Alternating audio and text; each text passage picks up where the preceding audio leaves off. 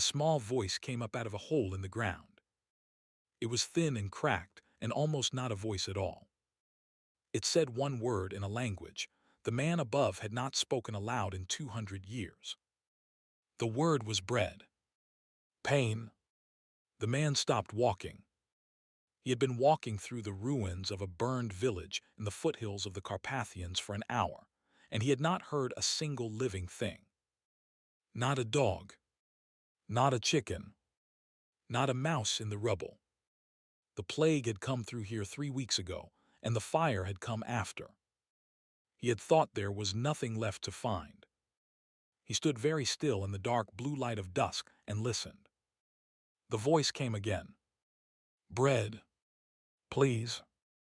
The man was 412 years old. His name was Aurelian Voicu.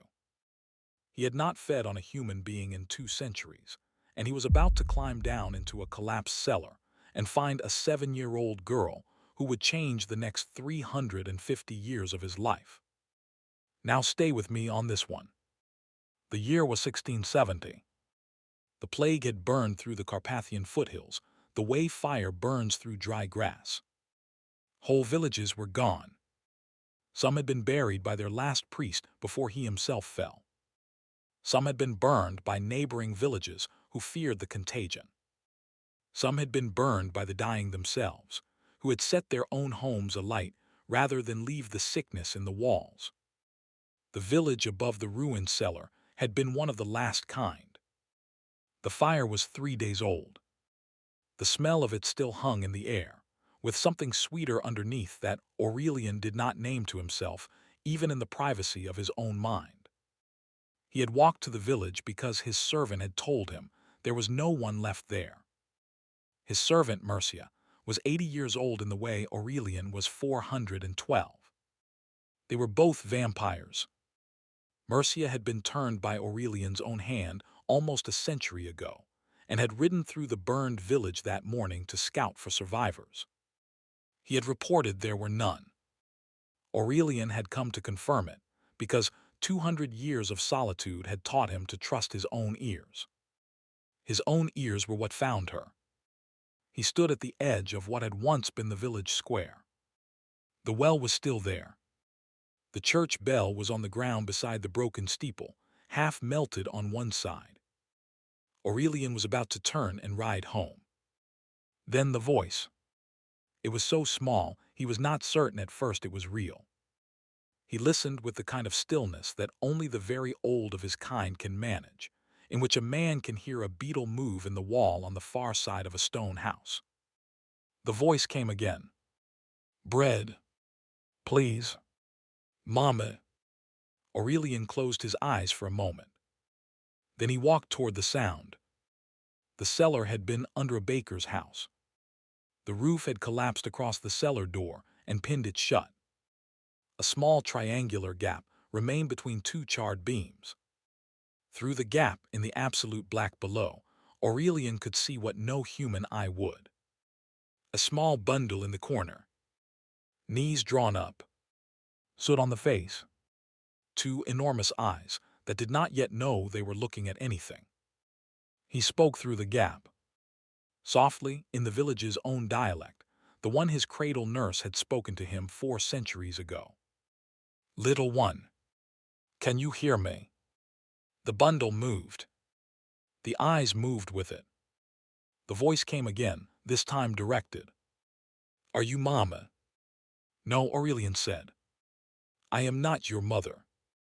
But I am here. The bundle was silent. He could hear the heartbeat. It was slow. Too slow for a child of 7. He could hear the breathing. It was shallow. He could smell the body. The body was hungry in the way bodies are hungry just before they stop being hungry, which is to say a few hours before they die. He set his shoulder against the largest of the fallen beams.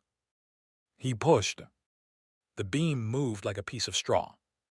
He did not bother to pretend that what he was doing was the work of a normal man, because there was no one alive in the village to see. He climbed down. The cellar was small. The remains of what had been a cot, on which a woman lay covered with a blanket. The blanket had been pulled up over her face by small hands. The woman had been dead for 3 days. The child was in the opposite corner, as far from the cot as the cellar allowed. Her face was streaked with soot and tears, in lines that had been made days ago and not refreshed since. She was wrapped in a wool shawl that had once been red. She was holding a small wooden spoon in one hand. The spoon had been her mother's. She had been holding it for 3 days the way a smaller child holds a doll. She looked up at him.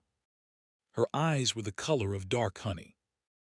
Her hair under the soot was the color of wheat. She did not seem afraid. She seemed too tired to be afraid. "Bread," she said. "Pain." He did not have any bread. He had not carried bread in 200 years. He knelt in front of her, so his eyes were below hers. He did not reach for her. He set both of his hands on his own knees, palms up, the way a man might approach a wild bird. "I am going to take you out of this place," he said. "I am going to take you somewhere warm. I do not have bread here. But where we are going there will be bread. Do you understand me, little one?" She looked at him for a long time. "Are you the wolf?" she said. "No," he said. "I am not the wolf. You have wolf eyes." He said nothing to that. There was nothing to say to that. "Mama said the wolves would come," she said. "She said when the men came with the fire she should hide me in the cellar, and the wolves would not find me down here. She said when she got better she would come and get me out. She did not get better." "I know," Aurelian said. "She is up there." "I know. She has not woken up." "I know, little one." The child's mouth moved. No sound came out. She was past crying. She had cried herself empty days ago. Aurelian held out one hand, palm up at the height of her shoulder, where she could see it without lifting her head. "Will you come with me?" he said. She looked at his hand for a long time. Then she put the wooden spoon into it. "Take Mama's spoon," she said, "so she can eat too." Aurelian closed his fingers around the spoon. He put it inside the breast of his coat, against the place where his heart did not beat. He held out his other hand. She took it. Her fingers were so small and so cold that he was, for a moment, frightened of his own strength. He had not held a child's hand since he was a child himself. He lifted her. She weighed almost nothing. She put her arms around his neck and her face against his collar and made a small sound that was not a word, and then she went very quiet, and then she was asleep. He climbed out of the cellar with her against his chest. The horse was waiting at the edge of the square. Aurelian wrapped the child in his own cloak, mounted and rode for the keep. He did not ride fast. He rode the way a man rides who has something fragile in his arms. The keep was 4 hours away. The child slept for 3 of them. In the 4th hour she stirred against his chest and asked, without opening her eyes, what his name was. "Aurelian," he said. "That is a long name." "It is." "What do they call you for short?" "Nobody calls me anything for short. Nobody has called me anything in a very long time." She thought about this. "I will think of something," she said.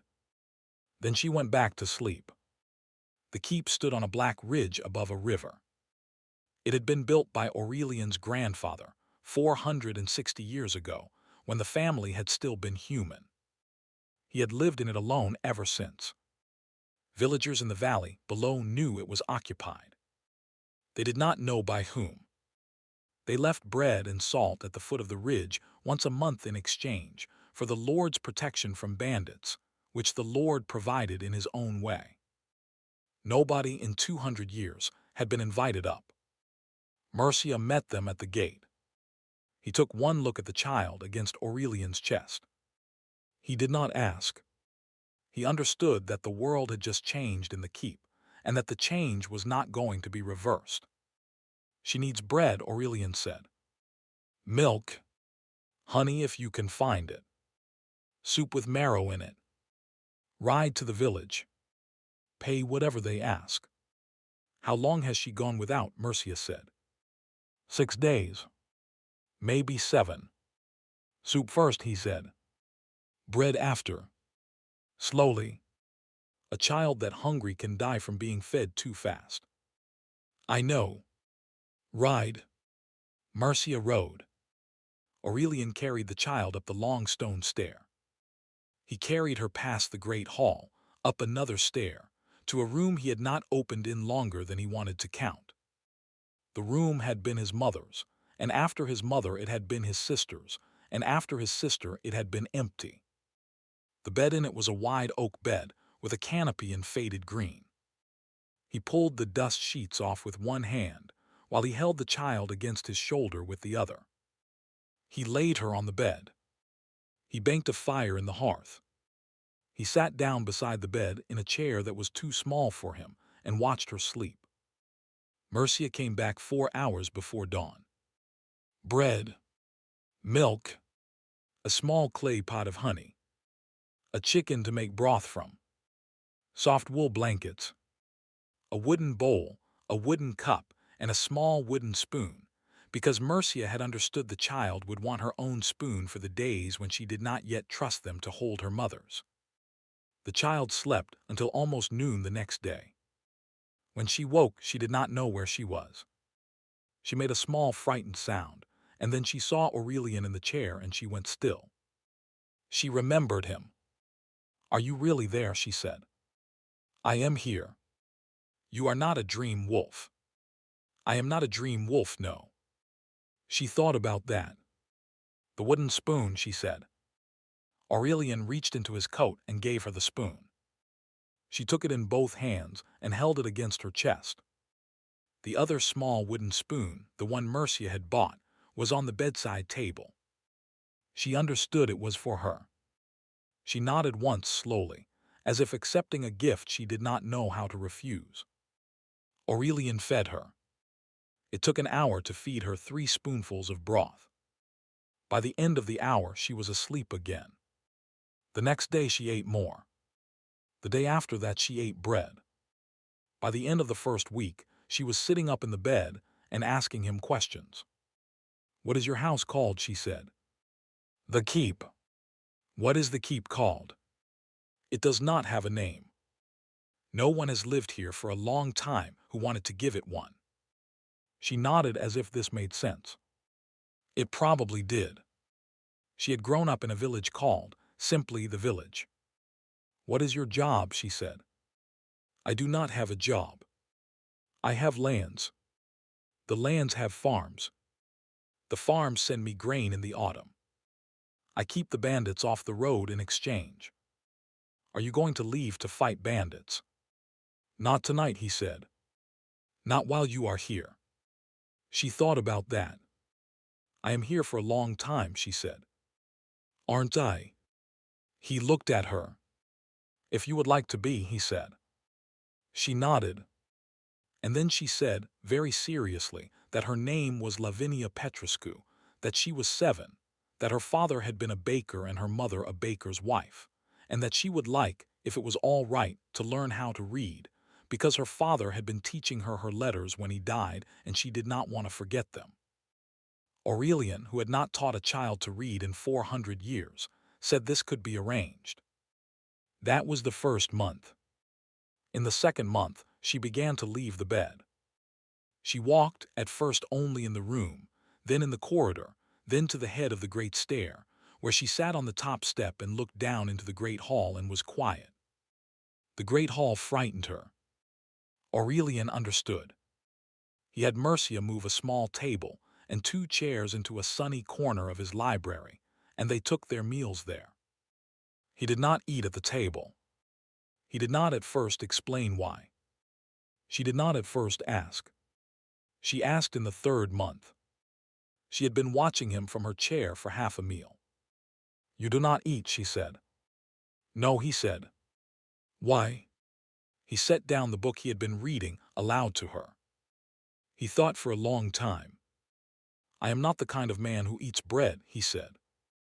She thought about that. Are you a saint, she said. He laughed. He had not laughed in a long time.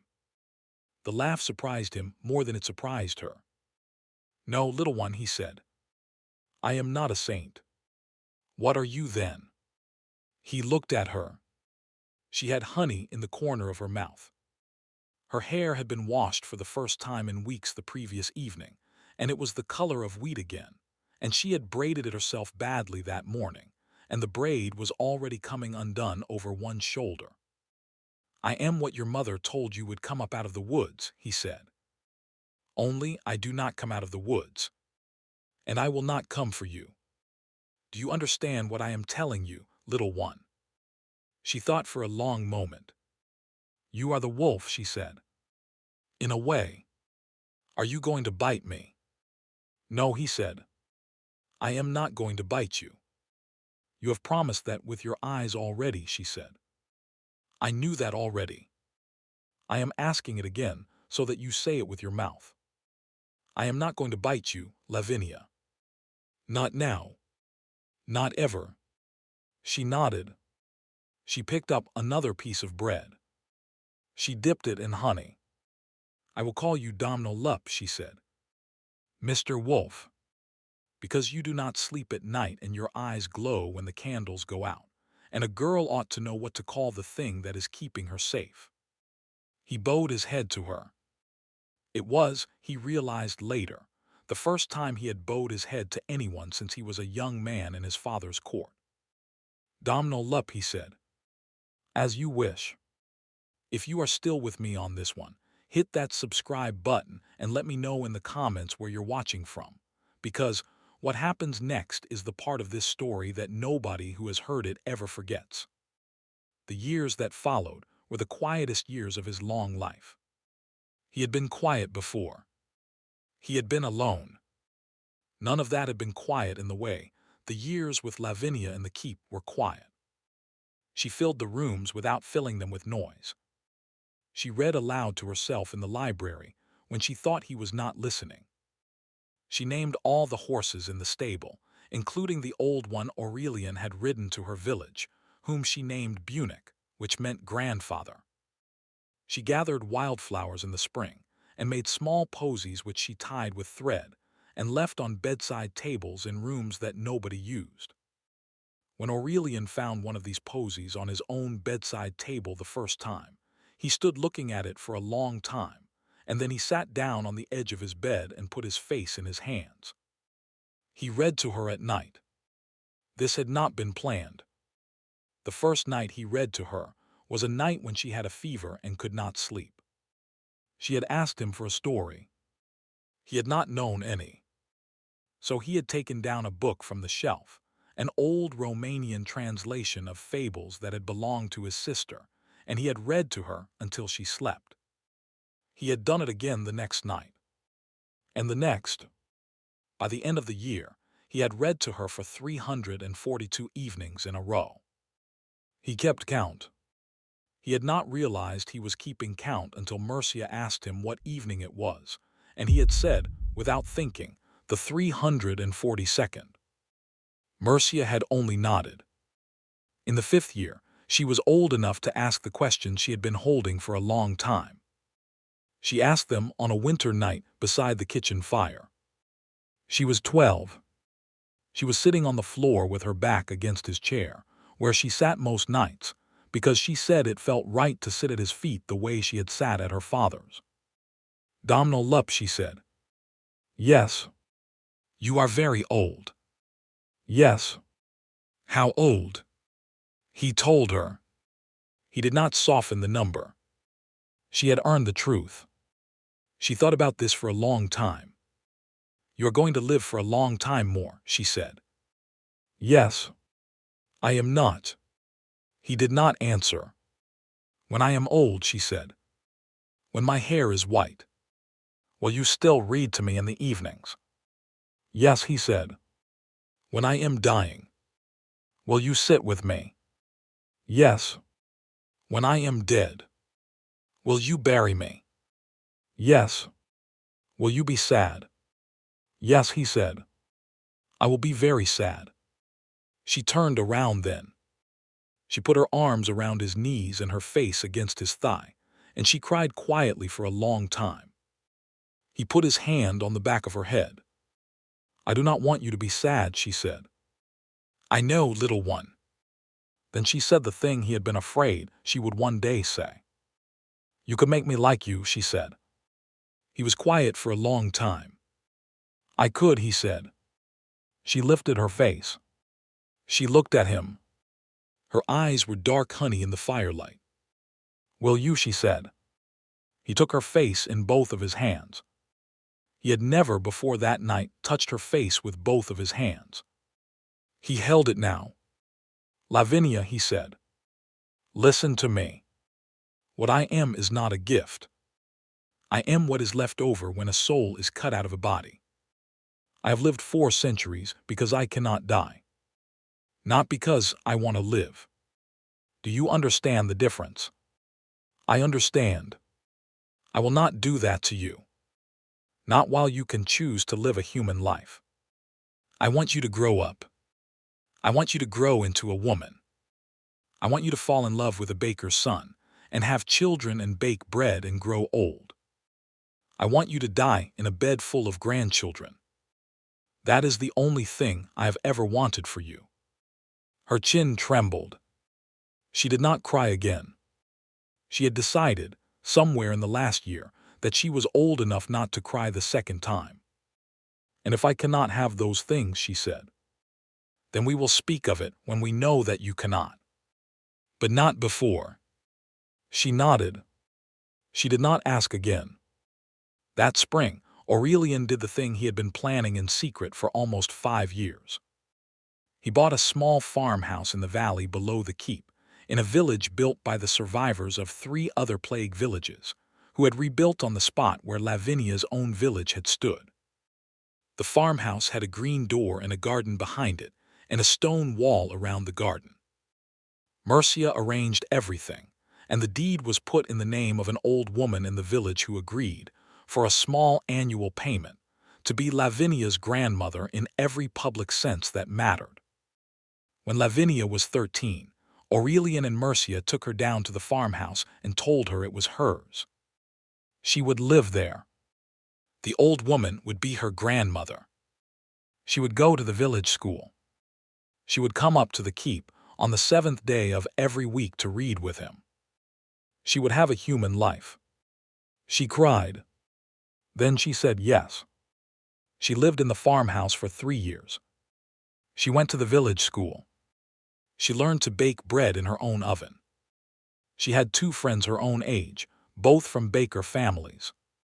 She came up the ridge every 7th day on a small gray pony and read with Aurelian until the sun went down, and rode back with a lantern Mercia had lit at the gate. She was happy.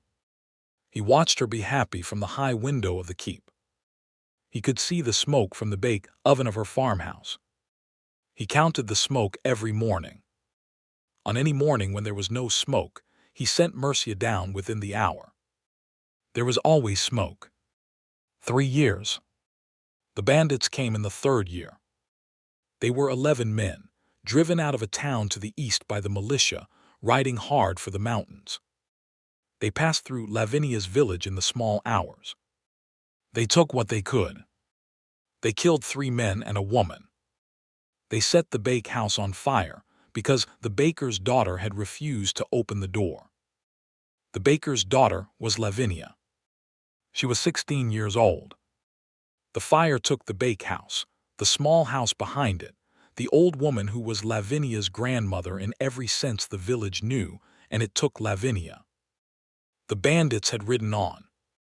She had pulled the old woman out of the burning house and laid her in the garden, and gone back inside for the small wooden spoon her real mother had given her in the cellar 9 years ago, because she would not let it burn. She came back out with the spoon in her hand, and collapsed in the garden with it still in her hand. The smoke was in her lungs.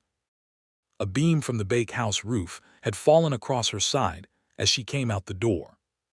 She was bleeding from a wound under her arm that nobody in that village would have known how to close. Mercia felt the fire from the keep. The keep was 4 miles away and high above the valley, and Mercia, who at 80 had a vampire's senses, smelled the smoke. He woke Aurelian. Aurelian had been sitting in the library with a book unopened on his knees, the way he sat most nights when Lavinia was in the valley. He stood up the moment Mercia came through the door. He did not ride. He ran. He ran the way the very old of his kind can run, faster than a horse and without sound, and he was at the garden of the burned bakehouse in less time than a man on foot would have taken to walk to the gate. Lavinia was on the ground. Her grandmother was beside her, dead. The fire was still burning behind them. The villagers were trying to stop it from spreading. None of them was looking at the girl in the garden. They thought she was already gone. Aurelian knelt beside her. He took her face in both of his hands, the way he had once held it in front of the kitchen fire when she was 12. "Domnul Lup," she said. She said it before she opened her eyes. She had known it was him by the cold of his hands. "Lavinia, I cannot feel my legs. I know. I have the spoon. I see you do." She opened her eyes. Her eyes were dark honey. They were already half gone. "I am dying," she said. "Aren't I?" "Yes." She thought about that for as long as she could. "Will you stay?" she said. He understood what she was asking. She was not asking him to stay through the next minute. She was asking him to stay through the next 100 years. "Lavinia," he said, "listen to me. I told you once that I would not do this to you while you could choose a human life. You chose a human life. You had 3 years of it. You had your bake house. You had your grandmother. You had your friends. You had your bread." "I had it," she said. "You did. You did, little one. And now I cannot have any more of it." "No. So now will you," she said. Her hand moved. It found the front of his coat. It pulled. The wooden spoon was still in her other hand. She was holding it the way she had held it in the cellar when she was 7. "I do not want to leave you," she said.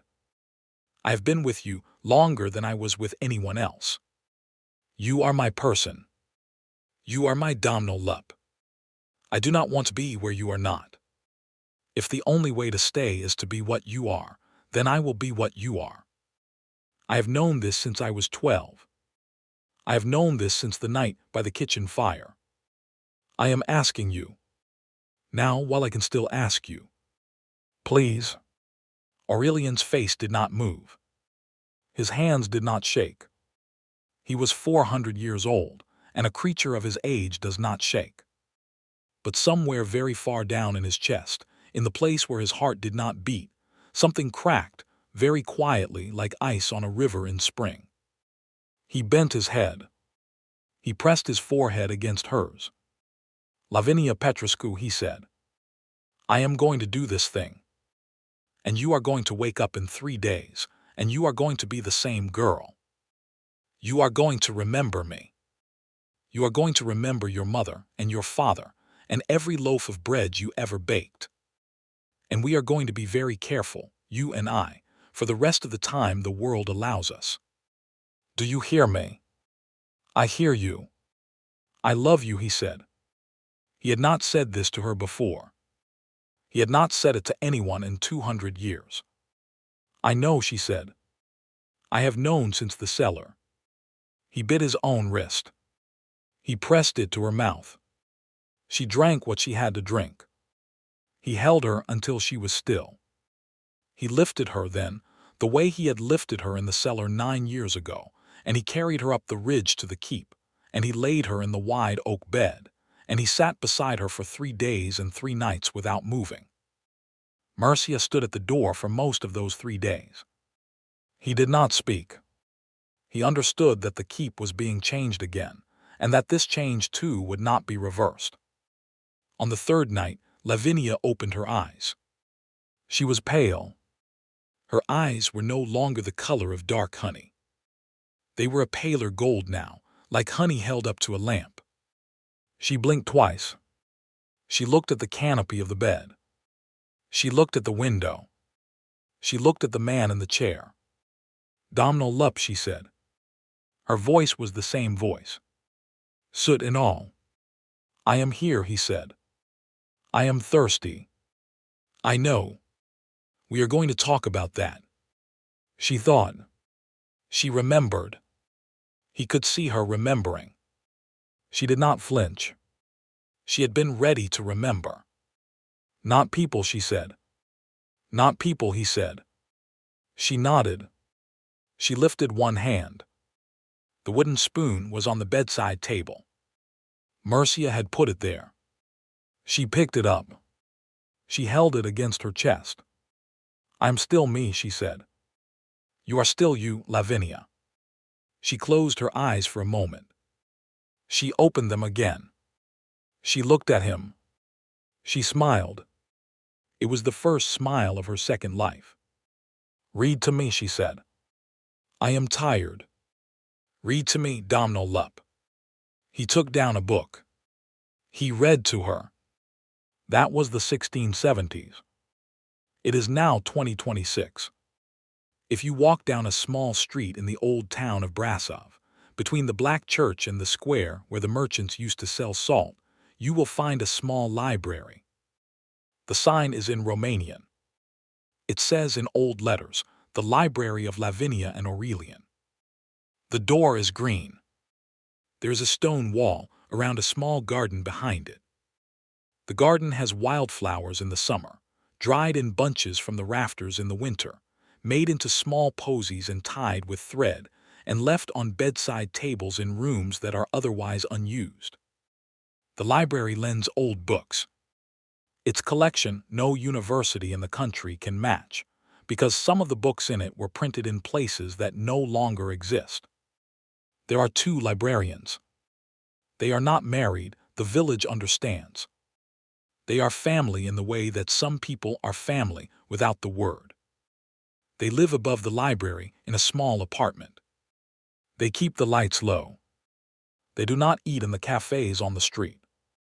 They do not take photographs. They are very gentle with children.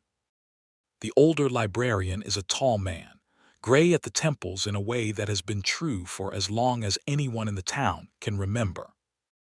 The younger librarian is a small woman with hair the color of wheat, which she wears in a braid that is always coming undone over one shoulder. Her eyes are the color of pale honey. She calls him Domno Lup sometimes, when she thinks no one can hear. He calls her, sometimes, Little One. In the basement behind a locked door, there is a small cool room with a stone floor. On the floor stands a single oak shelf. On the shelf are 347 small wooden boxes, made by a carpenter in the valley over 3 centuries. Each box has a name carved into its lid. The names are the villagers who died in a small village in the Carpathian foothills in 1670. Lavinia has spent the centuries finding every one of those names in every parish register and census fragment that survived the burning. The boxes are empty. The names are not. 3 of the boxes are larger. The first is for her mother. The second is for her father. The third is for the old woman in the valley who had agreed to be her grandmother for a small annual payment and had become her grandmother in every other sense before the fire. The wooden spoon her mother gave her in the cellar in 1670 is on the shelf in front of these 3 boxes. It has been polished by Lavinia's hand once a week for 350 years. The 2 librarians do not kill for blood. They survive, as Mercia taught them long before Mercia himself walked into the sun in a high pasture in 1890, because he had decided he had lived long enough, on the blood of cattle from a slaughterhouse in the next town, and on old wine from a vineyard in the south. They have never killed a human being. They have, over 3.5 centuries, saved 987 of them. Children pulled out of cellars. Travelers pulled off the road in winter storms. Women hidden from soldiers in 1944. Boys hidden from soldiers in 1989.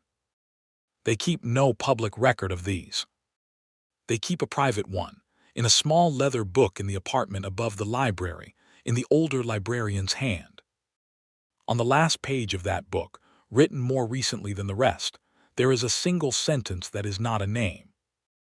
It is in the younger librarian's hand. It says in Romanian only this: "He gave me bread when I asked, an eternity when I did not." That is the whole story. The man who walked into the burned village at dusk in 1670 did not know that he was about to stop being alone. He had decided 2 centuries before that night that he would never again be otherwise. The life had been quiet and long. It had not been, until the small voice came up out of the cellar and said the word for bread in a language he had not heard in 200 years, anything that he would have called a life. She gave it back to him. He gave her back the years she would not have had. They have walked beside one another for 3.5 centuries. They will walk for as many more as the world allows. They lend old books in a small library in Brasov. They keep the names of the dead in the basement. They leave posies of wildflowers on bedside tables in rooms that nobody uses, because the habit of it has been in the small woman's hands since she was 12. And every 7th evening, in the apartment above the library, with the lights low and the curtains drawn, and the little wooden spoon on the table between them, the older librarian takes down a book and reads aloud to the younger one, the way he has done for 342,000 evenings in a row. He has, you understand, kept count. He does not need to any more. He keeps it anyway. Because somewhere very far down in his chest, in the place where his heart still does not beat, there is a small girl in a wool shawl that was once red, holding out a wooden spoon and asking him to take it so that her mother can eat too. And he has not, in all the years since, ever set it down.